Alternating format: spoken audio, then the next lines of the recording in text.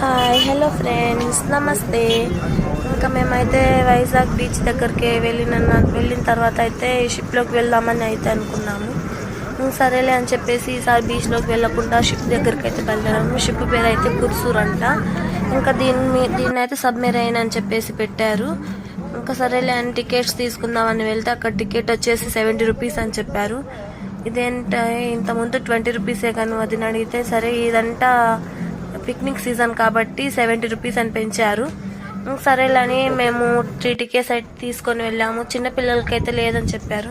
ఇంకా వీడియో అయితే అలౌడ్ లేదు, వీడియో తీసుకోవాలంటే 200 పే చేయాలని చెప్తే ఇంక సరేలేని వద్దని చెప్పేసి వెళ్ళాము. ఇంకా గేట్ దగ్గరికి వెళ్ళగానే అయితే వాచ్మెన్ అయితే ఆపేశారన్నమాట, వీడియో తీయకండి అని చెప్పేసి.